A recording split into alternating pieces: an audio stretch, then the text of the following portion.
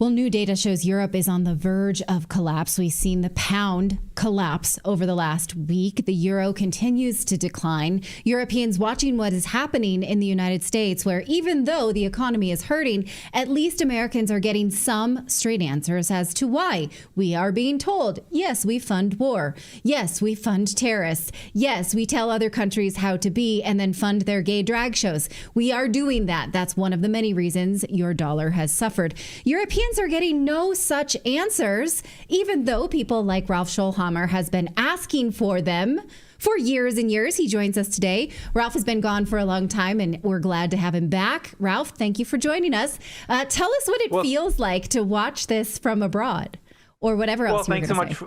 Thanks so much for having me. I think we're going to have such a crazy year ahead of us. We probably have to check in regularly with each other in the weeks and months to come. It's going to be an exciting 2025. And I remember, Clay, was it 2 years ago? I think almost 2 years ago, when we had our first conversation, kind of a long conversation about Germany. And very much the things that we predicted, I think it's fair to say, back in 2023, most of them came to pass. What I find funny, and you mentioned this in the show already, is when Olaf Scholz complains about that Donald Trump, he's a deal maker, he's not a diplomat. What does he think that diplomacy actually is? I mean, deal making is just another term for diplomacy. If you want a sustainable agreement, then you want something where both parties believe that they have won. And another term for that is to make a deal. This is the absurdity in Europe that I have a sense that some politicians, I'm slightly exaggerating, that they think the only good deal is one where your own people suffer and somebody else does not. And I think it was quite similar in the United States. And we see this change at the moment, which is quite exciting.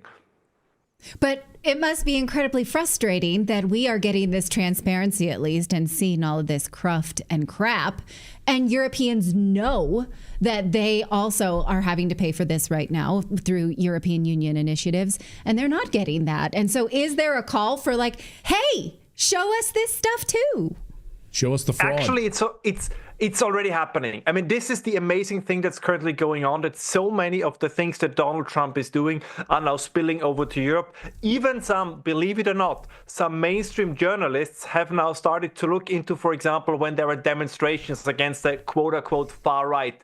Who is behind these demonstrations? Who are the organizers behind these demonstrations? And it turns out that very often they work on the government dime. So we probably also have to redefine the term NGO, because it's not a non-governmental institution organization if all your funding comes from the government. The same is true, I think, in the way how which people look at the media. So the Trump effect, I think, is spilling over slowly but surely into Europe. Now, we'll see. We also talked about this on your show, right? When we define what are the elites, I think the definition that we very often had, which I think is an accurate one, is they are the ones who want to maintain the status quo at all cost. The status quo meaning pushing forward with green deals, pushing forward with net zero, pushing forward with the war on farmers, pushing forward with deindustrialization. And of course, they will try whatever they can to slow down this Trumpian revolution, if you want. But you can see that people are getting on board, because the envy that many Europeans feel is, wait a moment, in America, all of a sudden politicians try to actually do what they promised before the election. Why can't we have that? And so the new parties, the right-wing parties, they are somewhat now, they find themselves in the corner. They have to deliver now. So if they get into office, whether it's the Freedom Party in Austria, Geert Wilders in the Netherlands, or the AfD in Germany, like they cannot say, you know what, let's get into power and then we just lean back and enjoy all the funds and everything that comes with it. They have to do something, because people are saying, if Trump can do it in the US, you guys have to do it over here. So I'm actually slightly optimistic. Well, I mean, think about all the money that USAID was funneling into Europe and all of these media organizations against the AfD, like against right-wing political parties, right? So they were up against this massive United States. Yeah, yes. Against this massive propaganda wall. And you have Viktor Orban over the past few days basically saying, you know what, we're going to start to look at our own, where was this money being funneled? Maybe our own version of Doge. So I think you could see, I was predicting over the weekend that we might see a Doge spring. Like it's going to spread around. It's a pandemic of Doge. Yeah, like there's going to be all of this transparency being pushed in governments right now throughout Europe. Yeah, and it's the very, let's say, nefarious roles that were played by people like, Robert Kagan, Samantha Powers, and I forgot what's her name, the wife of Robert Kagan. I'm blanking, but it's the usual Oh, right. the usual suspects who have been behind all these, laying fires all over Europe and then claiming that this is, the independent press. And now you hear the independent press cannot survive without money from the United States. So you hear, that, well, what George Soros did was just, civil engagement. That's civil society. Well, if it's civil society, then why does USA have to fund it? No, we have been gaslit to such an extent from both sides of the Atlantic that I cannot say it enough. I tip my hat to the American people that you guys made the decision against all the pressure from the media, from academia, from the cultural sector to vote for Donald Trump. I mean, seriously, bless you, because this was absolutely necessary. And you can sense, especially in the United States and hopefully soon in Europe as well, the wave of optimism. I mean, I watched the Super Bowl. I still don't get the rules of American football, but I'll get there one day. But you could see optimism. I mean, Taylor Swift gets booed and Donald Trump is being cheered on. I mean, if you would have told me 4 years ago, who would have believed it? But there we are. Right. I love it. Yeah. I want to ask you about some of this news that Donald Trump, it's been reported, doesn't want to deal with the EU. He says, I will deal with each 27 nation individually. I don't know a single European that thinks the EU makes their lives better. The only people in Europe, I think, that worship the EU are American expats. I'm convinced of that. That's my experience, because Americans romanticize Europe. They have such beautiful food. They know how to relax or whatever. The EU must be great. But real Europeans know that it is bureaucratic cruft, only designed to tamp down innovation and economic And growth. sovereignty. And sovereignty. Yeah. Right. And so I'm not asking if you agree with me. I'm asking, what do you think it's possible for Trump to diplomatically deal with each member state individually? Listen, I'm not going to lie. In Austria, we have 5 weeks paid vacation plus around 10 to 12 public holidays. And the employer You got me there. Forced by law. And we also get 14 yearly salaries. So the actual work year is 10 months and the actually paid year is 14 months. It's completely unsustainable. But as long as it works, it's a pretty sweet deal. So Trump is not wrong when he said something was wrong in the past, that kind of Europeans, we outsourced defense to the United States. We outsourced innovation to the United States. We outsourced production to China.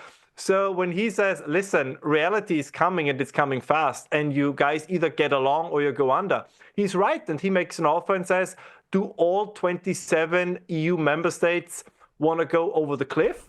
Or are there some of you who think, you know what, maybe we should try to do things differently? I think that's very smart of him. As I said many times, and you guys as well, we continue to underestimate Trump and especially what he tries to accomplish, which is he would be happy to make a deal with the entire European Union. But of course, it must be a deal from which both sides benefit. And I have been promoting a kind of a free trade area between the United States and Europe for a long time. I think both sides could benefit from this. And I think this is ultimately also what Donald Trump would be pushing for. So let's hope we get something out of it. So let's get you out of here on this, Ralph, which is just about the state of Europe right now. You have Germany, the tip of the spear here. I mean, they are really in a lot of pain right now. I think multiple quarters of a recession now in Germany, businesses shuttering. You have the energy crisis, of course. You have Olaf Scholz trying to lecture Trump about sending more money to Ukraine and supporting Ukraine while Germany is collapsing. How bad is it, or is it going to be in Europe right now? Are they really on death watch? Well, I would say so. It's definitely in a kind of a comatose situation, but you can get out of it. So I think not all hope is lost. The European engineers are still pretty good. The European people in general want to work. One of the reasons why they appear lazy is not because they are. It is because we have created incentives within the welfare system where people who do not work, who only work 20 hours per week, get almost the same money as somebody who works 40 hours per week. So of course, everybody who works full-time says, I'm not an idiot. I'm going to go to the 20 hours. So there are things that can be changed and they must be changed. But you're absolutely right. It's the big game changer because for all its problems, the 200-pound gorilla in the room is still Germany. If the Germans on February 23rd, which is a Sunday when they have their federal elections, decide that they want different politics, that they want an alternative, I think then there is still hope. If they vote again for a lukewarm so-called conservative party that will then enter into an alliance and a coalition government with the Greens and the Social Democrats, at some point, and this is the difference in the United States, listen, voters get what they vote for. So if only 20% wants change and 80% say, I think the way things are is just fine, well, then this is, as Charles Krauthammer used to say, decline is a choice, and then Europeans made their choice and the Americans made theirs. But I think we cannot expect Washington to bail us out indefinitely. Yeah, I think that free ride of free money seems to be coming to an end. So all of the subsidies going into Europe and Canada and Mexico and everywhere else, I think that gravy train has pulled into the terminal. I mean, if for no other reason, while you were talking, we were just showing some B-roll of Munich looking clean and beautiful. Berlin. And was that also Berlin? I think that was the Brandenburg we've been in Germany recently. It does not look clean and beautiful. It is full of trash and graffiti now. The Germans are allowing that through their socialist government. So, I mean, we were just there. That's not what it looks like. There's trash on the streets now. And so how can Germans then say, we like it like this? No, I think you're right. I mean, this is something that is so often, in my opinion, underreported.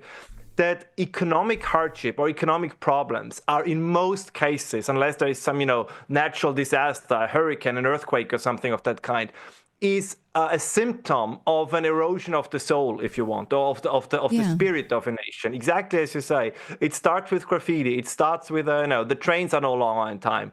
It starts with you no longer update the infrastructure. I mean, problems that in parts the United States had as well, but everybody's hoping now, and it looks like Trump, and Trump is going to reverse it. But for me, this has always been an expression of deeper cultural issues. And this is now the question in Germany. Do you want to be a great power? Or at least a European power? Do you want to be an economic powerhouse, or do you want to be an open-air museum that is, the extension of a European caliphate? And that is more or less the decision the Europeans have to make. Yeah. Right. Wide open borders and illegal immigrants trashing their economy and all sorts of violence, and we hear that on a regular basis as well. Ralph, great to see you as always. You can check out Ralph. He hosts Hammer Time, and he's follow him on X because he's one of the keenest minds as an academic researcher out there on all of these politics. From Austria today, Ralph, great to see you. Welcome back. Thanks for having me. Looking forward to seeing you guys much often this year.